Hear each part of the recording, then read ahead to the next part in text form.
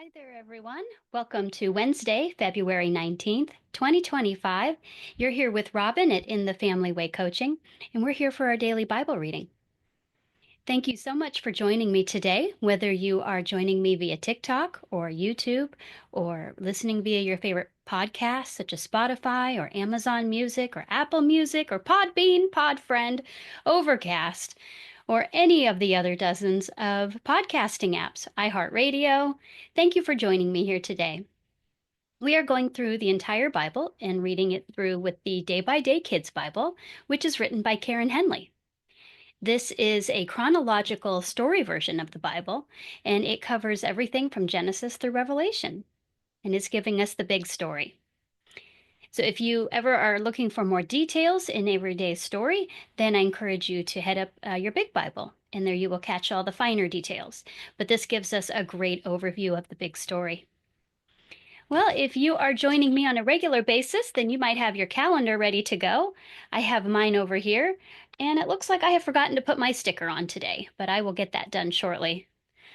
So if you are interested in having a calendar to keep track of your daily commitment to read the Bible each day, you are welcome to head over to my site at www.inthefamilywaycoaching.com, and I have a free calendar there for you to download. It is located under the tab of Read the Bible in 1 Year.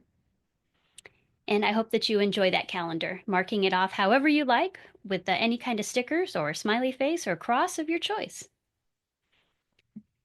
Today we are reading in the book of Judges, and we will be covering chapters 14 and 15. And we have been reading about Samson. Yesterday we were introduced to Samson's parents, who were visited by an angel who was none other than our very own Jesus.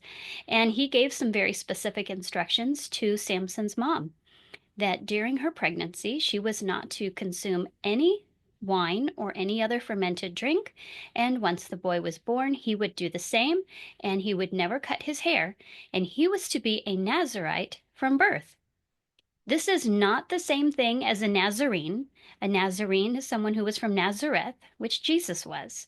And a Nazirite, if you are just joining me, was a special type of vow that normally a man or a woman could take for any point in time. It had to be at least 30 days. And during that time of their vow, they would be as though they were a priest in the sense of their observances. During that time, they would start the ritual, or the vow rather, by shaving their hair. And during the time of their vow, they would go without shaving their hair. They would refrain from touching dead things, and they would not drink any wine or any fermented drink, and they would not even eat grapes. Not the grape itself, not the grape skins, nothing, because wine was made from grapes. And this was unique for Samson because he was to be dedicated as a Nazirite from birth. And this is normally a decision that men, women, or men could take on their own. But we have only 3 recorded instances in the Bible where a man was dedicated or would be a Nazirite from birth. And that is first with Samson, and later on we will see that with Samuel, where his parents dedicate him, and then with John the Baptist in the New Testament. Yesterday, we talked about the New Testament parallel to this, in that we are to keep ourselves holy and separate, consecrated as a separate people for God, to present our living bodies as a living sacrifice to God, to keep ourselves separate from the rest of the world, and to not do what the rest of the world does, but to instead follow His rules and to seek His will and His wisdom. Today, we are going to be seeing the challenges that Samson faces. It's kind of a difficult bit to read. It's easy to read the story, but I was really struggling with it because it seems that someone dedicated to God seemed to be having a hard time following the observances. Remember, they are to not touch dead things and to abstain from drinking fermented drinks, which anything like alcohol is a fermented drink. Today, we would even include kombucha in that. So I was doing some research and study on it, and and so that we can have a little bit of perspective before we start reading, because sometimes it can be a little hard after the fact, we're going to see Samson is not perfect. Surprise! He is just like me, and he is just like you. And even though he was dedicated to be a Nazirite, to be separate and holy and set apart, this did not mean that he was perfect. And today we will see that God not only gives grace within that, his will is still perfect. And he was still going to use Samson for who he created him to be. And we will see that God's design, and God works good into everything, is not um, hindered by our own behaviors, our own sins, much in the way that Joseph's brothers sold him into slavery when Joseph told them, "What you meant for evil, God meant for good." And we will see that same thing today. And it's even mentioned in today's reading, so keep your ears open for it, that God was going to use it. I actually went up and headed up our big Bible because, of course, our version of the Bible does not add words to the Bible or make interpretations. Our storybook Bible is simply an interpretation of the Bible, but it does not add to or take away from the Bible. So I was really surprised when I read that God was using this for a purpose. And so I went to look up our big Bible, and sure enough, that's exactly what it says. So let's go ahead and head right into it. We are reading from Judges chapter 14 and then 15 today. And our first section for chapter 14 is entitled Honey from a Lion. One day Samson went to a town, and there he saw a young woman.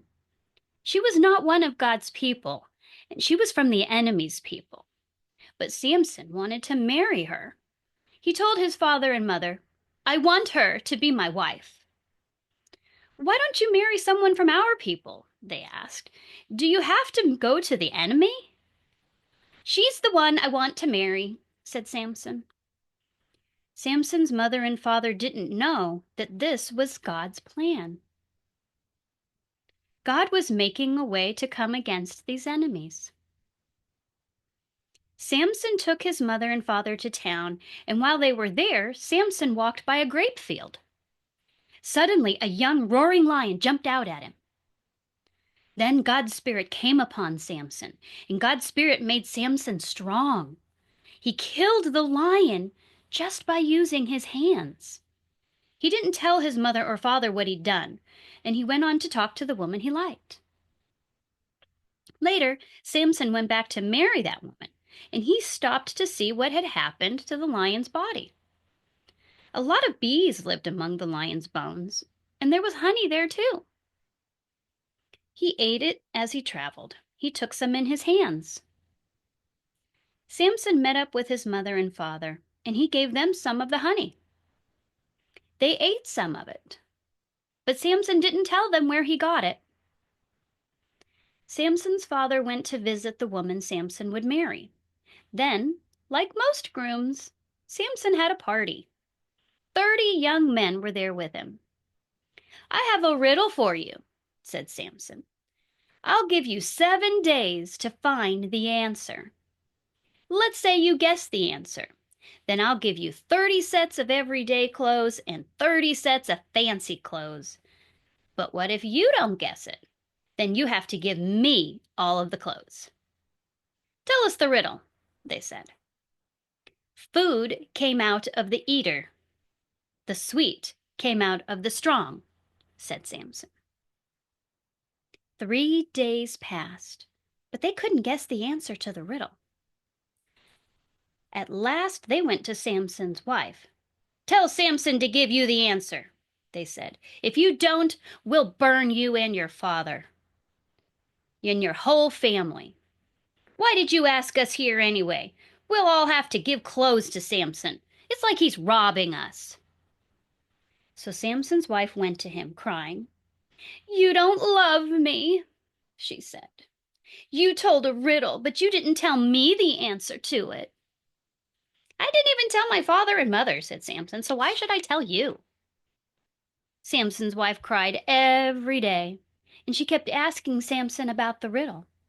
So at last, on the seventh day, Samson told her. Then she went and told the 30 men. The sun had not gone down yet, so the 30 men went to go see Samson. They said, "There is nothing sweeter than honey, and there is nothing stronger than a lion." "You got the answer from my wife," Samson said. "That's the only way that you could know the answer to the riddle." Then God's Spirit came upon Samson. He had great power. He went to another enemy town, and there he killed 30 men and took their clothes. Then he gave their clothes to the 30 men who had answered the riddle. Samson was very angry. He went back home to live with his father and mother, and after he left, his wife married one of his friends. Judges chapter 15, Fighting with a Jawbone. Days passed, and the time came for the wheat to be gathered in. Samson went to see his wife, but her father wouldn't let him go to her room. "I thought you didn't like her anymore, so I let your friend marry her. Her younger sister is even prettier than she is. Look, why don't you marry her?" "I'll pay my enemies back for this," said Samson. "I'll get them this time." Samson left. He caught 300 foxes and he put them in pairs. In each pair, he tied the two foxes' tails together. He tied a stick to their tails, and he set fire to the sticks. Then he put the foxes in the enemy's fields. The wheat that had been gathered was in the fields, so the fields caught on fire. All the wheat burned, and the grape fields burned too. So did the fields of olive trees.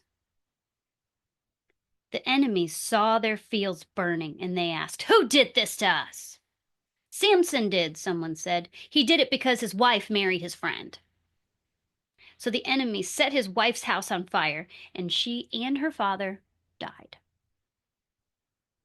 "Now I won't stop until I pay you back," said Samson. So he killed many of the people. Then Samson went to a cave and stayed there. The enemies got an army together and they camped around the land of Judah. The men from Judah wondered what was happening. "Why are you coming to fight us?" they asked. "We came to get Samson," said the enemies. "We want to pay him back for what he did." So 3,000 men went from Judah to Samson's cave. "These enemies are in charge of our land," they said. "Don't you know that? Why are you making them angry?" "I just did to them what they did to me," said Samson. "We have come to take you to them," said the men. "Well, just promise me that you won't kill me," said Samson. "All right," they said. "We'll only tie you up. Then we'll take you to the enemies." They tied Samson up with 2 new ropes. They led him away. The enemies saw Samson coming, and they shouted and ran toward him. Then God's Spirit came on Samson. He got very strong. The rope could not keep him tied, and he broke the rope. Samson picked up a jawbone from a dead donkey. He began fighting, and he killed 1,000 men. Samson said, "I piled them up with a donkey's jawbone. With a jawbone, I killed 1,000 men." Then Samson threw the jawbone away, and people began to call that place Jawbone Hill. Now Samson was very thirsty, so he cried to God. "You helped me win," he said. "Now will I die of thirst?" Then God opened up a place in the ground, and water came out from it. So Samson drank the water, and he felt better. And that's the end of our reading today. Well, I was a little bit confused with that. I mean, it's a great story. It's very exciting. It has a lot going on. But one of the things that I'm really looking for in our daily reading is daily application. And so I was struggling trying to find daily application in this reading, I'll tell you that. So I was doing some research, and that was when God told me that it was very difficult too, for him to be dedicated from the time he was born to be different. So he was probably told most of his life that he was special. And what happens if we are constantly told how special we are? We can become a little bit arrogant. And so I think that part of this is human nature, in that he was probably potentially proud of who he was. And he was telling his parents, I see this woman and I want her, get her for me, knowing full well that it was against the law for him to marry into the Philistines. He was supposed to not intermarry with the enemy. Do you remember that? We saw that before in our reading. We've seen it a couple of times. So here we see Samson committing a number of different sins, but despite that, God was using his power to work through Samson and to still attack and kill the enemy people. And just so we know, there actually is an atonement that can be done for those who take a Nazirite vow and commit a sin, like touching something dead or having something to drink when they're not supposed to. And they would pay for that with a sacrifice atonement, and then it would essentially start over their vow. Now, in Samson's case, he was dedicated from birth, so he wasn't ever supposed to cut his hair. So potentially, even doing the atonement vows would put him in violation of his original vow. I'm not really sure, but that was what I was kind of wondering and thinking about. And none of the things that I read said anything about him doing any kind of being able to do any kind of an atonement or considering that. But we know that he hid his sin from his parents. His parents knew that he wasn't supposed to touch anything dead, and yet he touched the lion to get the honey out of it, and then he shared it with them. And surely they would have told him, hey, you're not supposed to do that. And in addition, uh, he was already walking by a grape field, so he was kind of placing himself in a situation where he could be tempted. And so in our daily application, we can look at these examples. Remember, we talked about in the very beginning that the people in the Bible are not perfect, aside from Jesus. And so we can learn from what they did do as well as from what they didn't do. And in this case, we can see that while he was not perfect, God did still work through him, but he should not have been placing himself into situations that would have caused him to be tempted. It's um, it's just not a good idea. So in this case, when he was going to be married, he was having a party. And it's very common at these feasts to celebrate a wedding that there is drinking involved. So it doesn't say anything about Samson drinking, but he was certainly putting himself into situations where he was tempted to do the wrong things. And how many times do we do that? We still do things where we say, "Oh, well, I'll just go. I won't drink. I'll just go, but I won't do any of the things that the people are doing." And even if we remain uh, good and we don't do those things, we've still flirted, we would call it, with temptation. We've put ourselves into a situation where it's just not a good idea because nobody is perfect. And it's hard enough to do the right thing, isn't it? Without putting ourselves into situations where we can be tempted to conform to the ways of the world. And so it has to do also with the company we keep. So sometimes we need to avoid being friends or with anybody who happens to be doing things that we don't agree with. And so that's part of our takeaway today, is that to not to put ourselves into situations where we are tempted to think about doing those things. If Samson had not been curious about the lion's body, which he should have been staying far away from, then he wouldn't have gone in and eaten the honey and taken the honey out of it to begin with. So we see that Samson was regularly placing himself into situations where he should not have been to begin with because he wasn't perfect. And despite that, though, we see that God did not stop using him. God still used him against the enemies. And in this case, the enemy that they're referring to is the Philistines. So there is a lot going on in today's story, and I hope that gives us a lot to think about as we go through our day to day. That if we are finding ourselves in any kind of a situation that we think we should not be, because it is tempting us to do something that we are not supposed to be doing, and we know that we be encouraged to leave that situation and to not be part of it so that we don't cause ourselves to stumble. And we can all be guilty of that. So I just wanted to put that out there as our daily encouragement and our daily application. So thank you for joining me today. It's been a very interesting reading today, that's for sure. So thank you for being here, whether you are watching or listening, whether you are on Spotify or TikTok or YouTube, or listening via YouTube Music or Apple Music, Amazon Music, wherever you happen to be coming today. Thank you so much for being here. I really appreciate your audience.